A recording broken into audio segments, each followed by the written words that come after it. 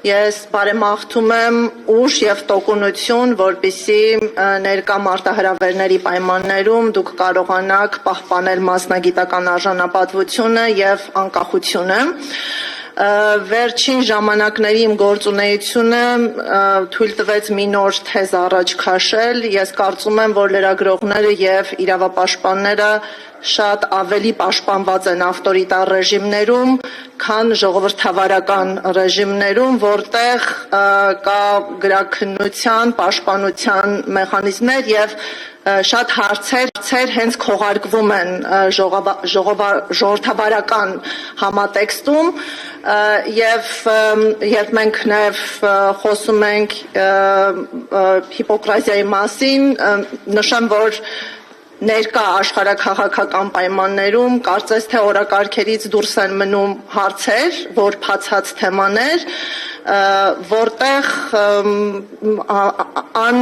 հուսադրող գործունեություն են ծավալում թե լրագրողները, թե իրավաբանները, քանի որ դրանց մասին խոսելը ուղղակի քաղաքական անհարմարավետություն է պատճառում բոլոր կողմերին եւ կարծում եմ, որ հատուկ պաշտպանության են արժանի հենց այս խնդիրներով զբաղվող լրագրողներն ու իրավապաշտպանները։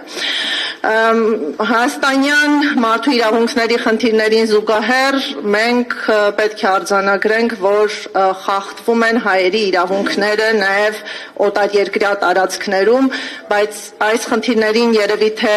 չանդրադառնանք, եթե դրանք մոտիվացված չլինեին հայերի էթնիկ պատկանելիությամբ կամ հենց քաղաքացիությամբ։ Այս պահին Ադրբեջանում պահվում են գերիներ, որոնց նկատմամբ խախտումները արդար դատաքննության, անձնական ազատության եւ այլն հենց պայմանավորված են էթնիկ հայ լինելու, Հայաստանի Հանրապետության քաղաքացի լինելու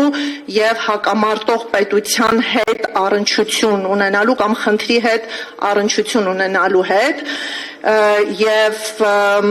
արգելված պատանդային քաղաքականությունը, դիվանագիտությունը դարձել է լծակ, որը օգտագործվում է հենց այս խմբի դեմ եւ միջպետական հարթության մեջ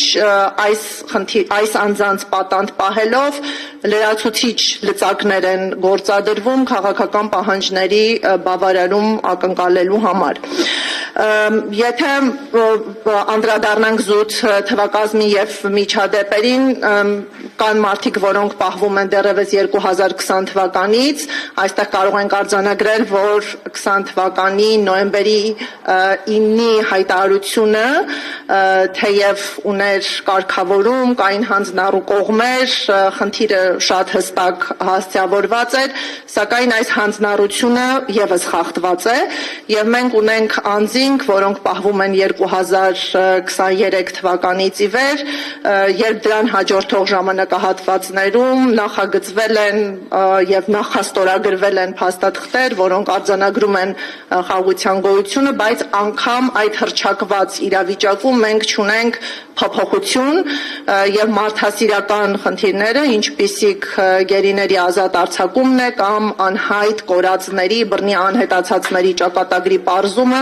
դեռևս շարունակում են մնալ չհասցեավորված եւ մենք չենք դիտարկում համատեղ ջանքեր, որոնք կարող էին շատ արագ լուծումներ տալ այդ խնդիրներին։ Վերադարձի իրավունքը ռազմագերիների շատ ուժեղ կանոնակարգված է, ավելին դրա չկատարումը պատերազմական հանցագործություն է, բայց այս պարտականությունը չի իրացվում եւ փոխարենը մենք տեսանք, որ արհեստական իրավական հիմքեր են ստեղծվում կամայական ազատազրկում արդարացնելու համար, այդ արհեստական հիմքերը դատավճիռներն էին, որոնք կայացվեցին 2026 թվականի փետրվարին,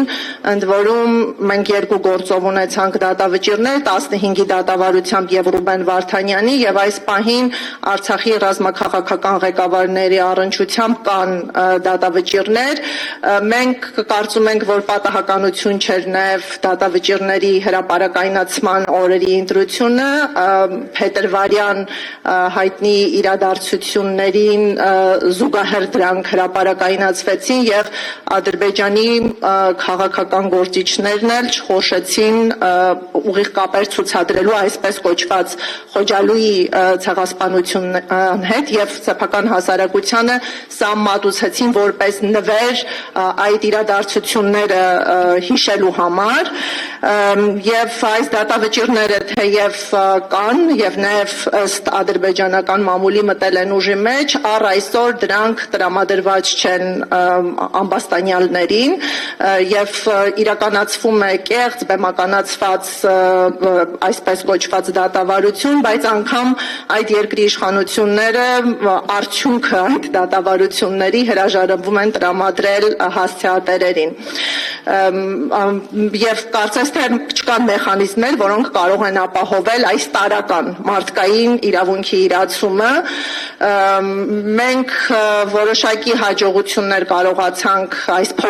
մի փոքր տեխնիկական խնդրում արձանագրել մարդու իրավունքների եվրոպական դատարանի ներգրավվածությամբ քանի որ դատարանին տեղեկացրել էինք որ նաև դատավճիռները չեն տրամադրվում ինչը խոչընդոտում է նաև միջազգային բողոքարկման իրավունքի իրացմանը եւ ադրբեջանական կողմն էլ միջնորդություն էր ներկայացրել խնդրելով վերացնել պաշտպանիչ միջոցները բոլոր հայերի նկատմամբ այս քննարկումների համատեքստում ապրիլին ընդունվեց նոր որոշում որը վերահաստատեց որ Բաքվում գտնվող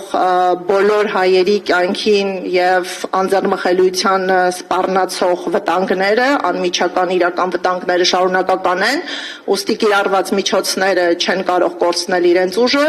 եւ սահմանվեց հաշվետվության տրամադրման նոր վերջնաժամկետ, որը 2026 թվականի օգոստոսն է։ Մեզ համար կարևոր էր, որ դատարանը ուղղակիորեն պահանջեց, որպիսի դատարանին ադրբեջանական կողմը տրամադրի բոլոր դատավճիռները, սրա միջոցով մենք կարող ենք հասանելիություն ունենալ այդ շինծու դատավարությունների արդյունքում ծնված ձևական դատական ակտերին, ծանոթանալ դրանց բովանդակությանը եւ ավելի արդյունավետ կերպով մերժել, հերքել այդ դատավարությունները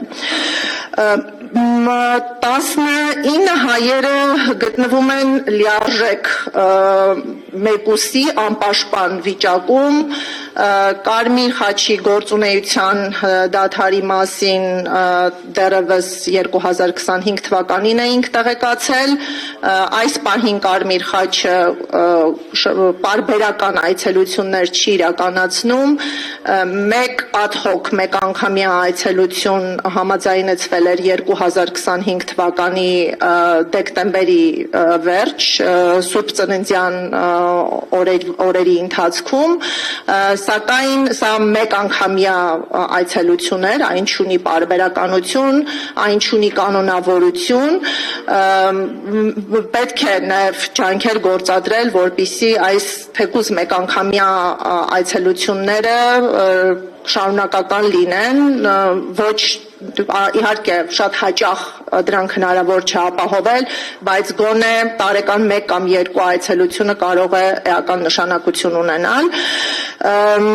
Հայերը նաև նշեմ, որ չեն օգտվում ընտանիքի անդամների այցելության իրավունքից, այս խնդիրը հենց վերջերս նաև հեռախոսազանգի միջոցով բարձրաձայնեց Ռուբեն Վարդանյանը։ Ըստ էության կան ընտանիքի անդամներ, որոնք թեև սպառնալիքների եւ անվտանգային խնդիրների, սակայն պատրաստ են մեկնել Բաքու եւ օգտվել իրենց ընտանիքի անդամներին փակ հաստատություններում տեսակցելու հնարավորությունից, սակայն հայ-ադրբեջանական հարաբերությունների համատեքստում սա անհնար է կազմակերպել առանց պետական մակարդակում երկխոսության եւ երաշխիքների, առնվազն պետք է ներգրավեն պետական մարմիններ, որոնք կապահովեն վիզաների խնդիրը, ինչպես նաև սահմանահատումը, եւ եթե չլինի այս պետական աջակցությունը, ինքնուրույն միջոցներով ընտանիքի անդամները չեն կարող ֆիզիկապես գտնվել Բաքվում։ Այս խնդիրը նաեւ հրապարակային է բարձրաձայնված, մենք չունենք դեռևս դրական լուծում,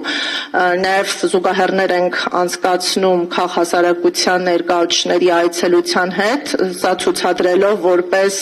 դրական օրինակ, երբ պետական մակարդակում երկխոսությունը հնարավոր է համարել փոխադարձ այցելությունները եւ կարծում ենք, որ այս մոդելը պետք է գործարկվի նաեւ ընտանիքների իրավունքների իրացումը ապահովելու համար, արձագանք չկա, բայց այս ուղղությամբ աշխատանքները շարունակվում են եւ մեզ համար շատ կարեւոր է տեսնել հենց Հայաստանի Հանրապետության իշխանությունների արձագանքը։ Մյուս խնդիրը, որ անկախ փաստաբանների հասանելիությունը եւս սահմանափակված է, որևէ օտարերկրյա փաստաբան հնարավորություն չի ունեցել առ այսօր որևէ կապի միջոցով իր գործը քննարկել Բաքվում պահվող պատանների հետ։ Նրանք եւս զրկված են եղել այցելություն ունենալու հնարավորությունից, բայց ժամանակակից աշխարհում երբ կան նաեւ հեռավար կապի ապահովման միջոցներ, անգամ այդ միջոցներով հնարավորություն չեն տվել շփվել անկախ փաստաբանների հետ։ Եվ մեծագույն խնդիրը բացը, որը մենք տեսնում ենք եւ կարծում եմ պետք է շարունակական բարձրաձայնենք, դա այն է, որ Հայաստանի Հանրապետությունը իր քաղաքացիներին ըստ էության միայնակ է թողել օտարերկրյա պետության փակ հաստատությունում, ընդ որում մի պետություն, որտեղ ձևավորվել է հայացություն, խտրականության պետական քաղաքականություն, չիրականացնելով հյուպատոսական այցելության իրավունքը։ Սա ոչ թե մի ինստիտուտ է, որը ենթադրում է բանակցություն, պայմանավորվածություն, այլ Հայաստանի Հանրապետության համար երաշխավորված իրավունք է տեսակցել իր քաղաքացիներին եւ տեսակցության շրջանակում տրամադրել հյուպատոսական աջակցություն։ Օրինակ, եթե այդ այցելությունների ընթացքում պարզվում է, որ օտարերկրյա պետությունը խախտում է փաստաբան ունենալու իրավունքը կամ օտարերկրյա պետությունը չի տրամադրում դատավճիռը խախտելով բողոքարկման իրավունքը կամ կան վնասվածքներ եւ չեն ապահովում անկախ բուժզնություն անցկացնելու հնարավորությունը, ապա հյուպատոսական այցելություն իրականացրած անձնակազմը հնարավորություն ունի դիվանագիտական խողովակներով բարձրաձայնել խնդիրը եւ հասնել այդ խնդիրների լուծման։ Հիմա առ այսօր Հայաստանի Հանրապետությունը փաստացի հրաժարվում է տեսակցել Բաքվում պահվող պատաններին այնպիսի իրողության պայմաններում, երբ նրանք զրկված են անկախ վերահսկողական մեխանիզմներից եւ չկա որևէ միջազգային չեզոք կազմակերպություն, որը կարողանա այդպիսի մարդասիրական աջակցություն ցուցաբերել հայ պատաններին։ Սկզբնական շրջանում անգամ թեզեր էին քաշվում, որ այս իրավունքը իրացվելի չէ, քանի որ այնտեղ գտնվող բոլոր հայերը չեն, որ դասական առումով հանդիսանում են Հայաստանի Հանրապետության քաղաքացիներ, այստեղ տարանջատում էր մտցվում Լեռնային Ղարաբաղի չճանաչված հանրապետության քաղաքացիության եւ Հայաստանի Հանրապետության քաղաքացիության միջև, բայց փաստերի մակարդակով արձանագրենք, որ եթե որոշ անձանց մասով մենք նման զրույցներ կարող ենք ունենալ եւ այսպես կոչված վիճելի իրավական հարցադրումներ կարող են լինել, ապա կան դեպքեր, երբ գերիները եղել են միմիայն ՀՀ քաղաքացիներ, մշտապես բնակվել են Հայաստանի Հանրապետությունում, երբեք Արցախի Հանրապետության քաղաքացիություն չեն ունեցել։ Օրինակ, Լյուդվիգ Մկրտչյանը, որը այս պահին էլ գտնվում է Ադրբեջանում, ով հանդիսանում է մեր վստահորդը, բացառապես Հայաստանի Հանրապետության քաղաքացի է եւ չկա երկրորդ կարծիք, որ այն նա կարող է լինել Արցախի Հանրապետության քաղաքացի, դրա համար Հայաստանի Հանրապետությունը չի կարող տեսակցել։ Այսինքն նման քննարկումներով փորձեր էր արվում արդարացնել այս իրավունքի չիրականացումը Հայաստանի Հանրապետության կողմից, բայց նշեմ, որ այն մանիպուլյատիվ է եւ իրական կամքի եւ ցանկության պարագայում մենք ունենք միմիայն ՀՀ քաղաքացիներ, որոնց տեսակցելու առումով չեն կարող որևէ վեճեր ծագել Ադրբեջանի իշխանությունների հետ։ Նշեմ, որ սա իրավունք է, սա պատկանում է Հայաստանի Հանրապետությանը եւ այս իրավունքը կարող է իրացնել միայն Հայաստանի Հանրապետությունը սուվերեն որոշումներ կայացնելու միջոցով եւ այս իրավունքը կարելի է իրացնել ինչպես անմիջական, այնպես էլ միջնորդավորված, օրինակ դիվանագիտական հարաբերությունների բացակայության պարագայում Հայաստանի Հանրապետությունը իր այս իրավունքը միջնորդավորված կարող է իրականացնել Բաքվում, Ադրբեջանում հավատարմագրված այլ պետության հյուպատոսական ծառայությունների միջոցով։ Ընդ որում ես եւ իմ գործընկերները նաեւ մասնագիտական լսարաններում ներկայացրել ենք միջազգային փորձը, թե որ երկրները ինչպիսի կոնֆլիկտի պայմաններում կարողացել են այս իրավունքը ապահովել իրենց քաղաքացիների միջոցով այլ չեզոք երկրների ներգրավվածությամբ, որպես այդպիսին մենք ընկալել ենք Շվեյցարիայի համադաշնությանը, սկանդինավյան երկրներին, ավելին դիմել ենք պաշտոնապես, ստացել ենք դրական պատասխան, որ նրանք պատրաստ են հանձնառել այս այցելությունները պայմանով, որ Հայաստանի Հանրապետությունը օգտվի իր սուվերեն իրավունքից։ Առ այսօր մենք չենք տեսնում, որ այս իրավունքը իրացված է եւ որպես ՀՀ քաղաքացի նաեւ չունենք բացատրություն, թե ինչու Հայաստանի Հանրապետությունը չպետք է ցանկանա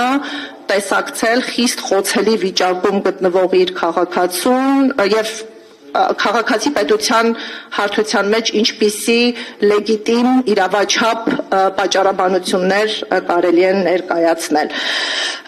Չչարաշահելով ժամանակը ուղղակի նշեմ, որ պետությունը հասկանալի է, որ 26 թվականի փետրվարյան դատավճիռների առնչությամբ չի իրականացնելու որևէ միջազգային գործընթաց, որը կկարողանար միջազգայինորեն ապալեգիտիմացնել, չեզոքացնել ադրբեջանական դատավարությունների իրավաքաղաքական հետևանքները, սակայն դրականն այն է, որ ընտանիքները պատրաստ են կրել այս բեռը, պատասխանատվությունը եւ թեև Բաքվում կան խոցելի վիճակում գտնվող ազգականներ, ընտանիքի անդամներ, նրանք հետամուտ են լինելու նաեւ իրավական պայքարի ուղուն։ Շնորհակալ եմ։